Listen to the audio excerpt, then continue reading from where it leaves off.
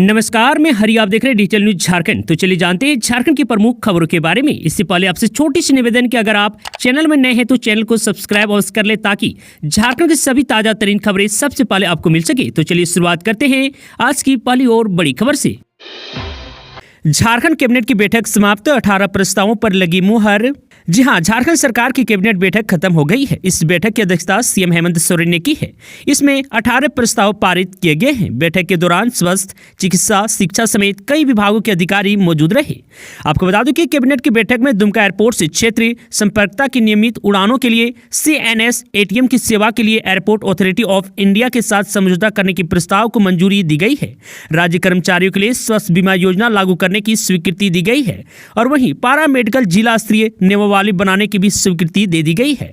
इसके साथ ही राज्य सरकार मामले से जुड़े सभी अनुसंधानकर्ता को मोबाइल सुविधा उपलब्ध कराएगी। अनुसंधानकर्ता को 25,000 रुपये तक के मोबाइल फोन उपलब्ध कराया जाएगा और वहीं वित्त वर्ष 2024-25 से 2029-30 तक माध्यमिक विद्यालय में कंप्यूटर शिक्षा के लिए 94 करोड़ 50 लाख रुपए की मंजूरी दी गई है।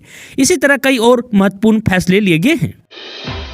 झारखंड में हेमंत सरकार का राज्य कर्मियों को बड़ा तोहफा, 6,000 रुपये में देगी 10 लाख का स्वास्थ्य बीमा।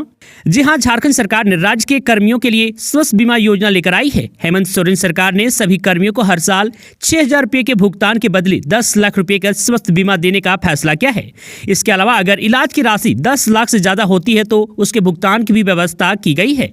आपको बता दें कि झारखंड की हेमंत सोरेन सरकार ने नए साल पर सरकारी और गैर सरकारी कर्मियों को बड़ा तोहफा दिया है। सरकार ने सरकारी कर्मियों को स्वास्थ्य बीमा का लाभ देने के साथ साथ 10 लाख रुपए तक की इलाज का पूरा खर्च उठाने का फैसला किया है। अगर इससे ज्यादा की राशि खर्च होती है तो उस राशि का भुगतान कॉर्पस फंड से कर दिया जाएगा। आपको बता दें कि राज्य सरकार के इस फैसले से लाखों सरकारी कर्मियों, सभी मौजूदा विधायकों, पूर्व विधायकों, अधिवक्ताओं तथा ऐसे तमाम लोगों के परिजनों को स्वास्थ्य बीमा का लाभ मिलेगा। सरकार इसके लिए कर्मियों के वेतन से 500 रुपये हर महीने की कटौती करेगी। वहीं दूसरी ओर गैर सरकारी कर्मियों को इस सेवा का लाभ लेने के लिए हर साल 6,000 रुपये का भुगतान करना होगा। झारखंड की महिलाओं को मैया सम्मान योजना और युवाओं को मिलेगी नौकरी, गिरिडीह में बोली कल्पना सोरेन। जी हां, गांडे विधायक कल्पना सोरेन ने कहा कि झारखंड की जनता ने दोबारा हेमंत सोरेन को चुनकर अगुवा सरकार बनाई है और गांडे की जनता ने उन्हें दोबारा मौका देकर विश्वास जताया है। आपके भाई दादा हेमंत सोरेन ने जो वादा किया था उसे पूरा करते हुए महिलाओं के खाते में मैया सम्मान योजना के तहत 25 रुपये दिए जा रहे हैं। महिलाएं इस राशि का सदुपयोग करें और वहीं उन्होंने कहा कि युवा तैयारी करें। महिलाओं को समान राशि मिली है, युवाओं को नौकरी मिलेगी। मंगलवार को गांडे प्रखंड के पिंडाटांड मैदान में आयोजित आभार संवाददाता सभा को वह संबोधित कर रही थी। उन्होंने आम जनता का आभार व्यक्त करते हुए कहा कि सरकार 5 साल में गरीब, दलित और पिछड़ों का विकास करेगी। अब वह सरकार झारखंड में सड़क, शिक्षा, स्वास्थ्य के क्षेत्र में जबरदस्त काम करेगी।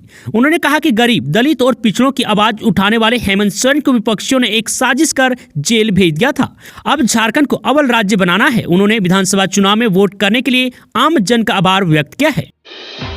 15 दिनों में सीएम हेमंत सोरेन कांके रीन पास की जमीन में अत्याधुनिक रिम्स 2 का करेंगे शिलान्यास।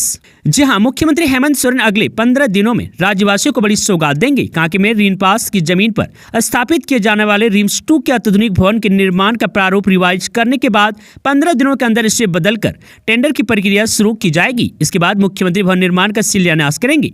यहाँ 1074 करोड़ की लागत से 110 एकड़ में 700 बेड का रिम्स 2 स्थापित किया जाएगा।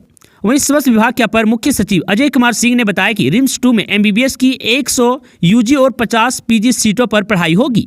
200 से 250 बेड सुपर स्पेशलिटी के लिए होंगे, जहां कार्डियक, न्यूरो, नियोनेटल और नेफ्रो के मरीजों का विशेष इलाज किया जाएगा। इसके अलावा अन्य मरीजों का भी इलाज होगा। इधर मुख्यमंत्री के निर्देश पर स्वास्थ्य मंत्री डॉक्टर इरफान अंसारी ने मंगलवार को प्रस्तावित स्थल पर निरीक्षण किया। उनके साथ विभाग के अपर मुख्य सचिव अजय कुमार सिंह भी मौजूद रहे।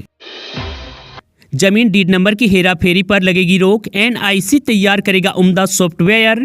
जहां राज्य में जमीन संबंधित विवाद और इसे लेकर पनपे भ्रष्टाचार पर अंकुश लगाने के लिए भूमि सुधार एवं राजस्व विभाग के मंत्री दीपक बिरुवा लगातार प्रयत्न कर रहे हैं।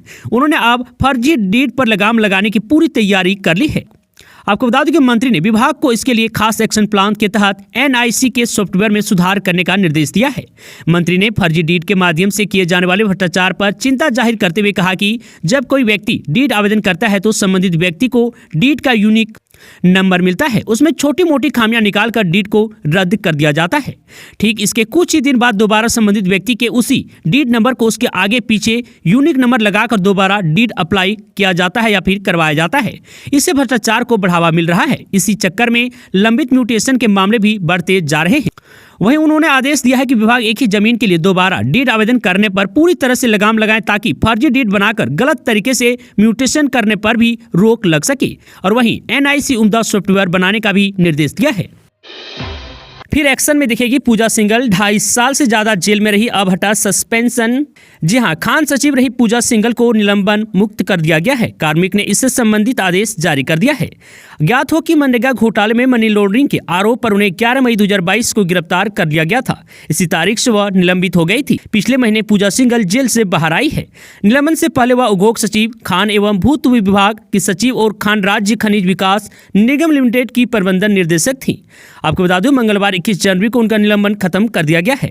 मुख्य सचिव की अध्यक्षता में बनी कमेटी ने उन्हें निलंबन से मुक्त करने की अनुशंसा की थी। इसी आधार पर उन्हें अब कार्मिक विभाग में योगदान देने का निर्देश दिया गया है।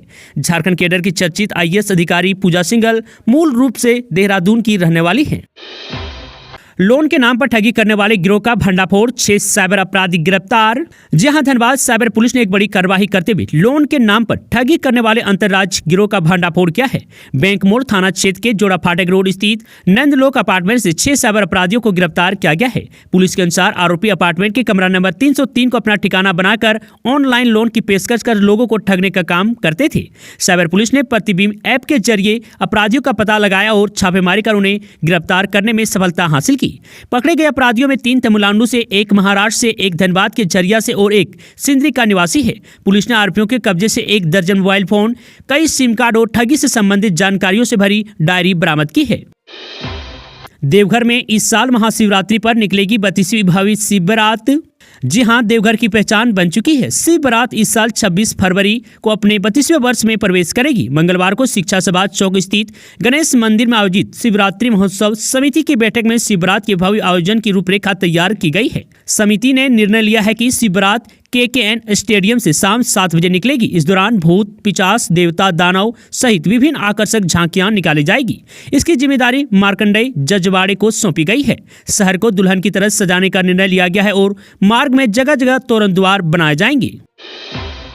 गुरुजी क्रेडिट कार्ड और CM फेलोशिप के लिए आधार कार्ड अनिवार्य, सरकार ने जारी किया अधिसूचना। जी हां, राज्य सरकार ने गुरुजी क्रेडिट कार्ड योजना, मानकी मुंडा छात्रवृत्ति योजना, CM fellowship for academic excellence योजना, वाल्मीकि छात्रवृत्ति योजना का लाभ लेने के लिए अब आधार कार्ड अनिवार्य कर दिया गया है। योजना में पारदर्शिता लाने तथा किसी भी प्रकार की गड़बड़ी रोकने के लिए इसे अनिवार्य किया गया है।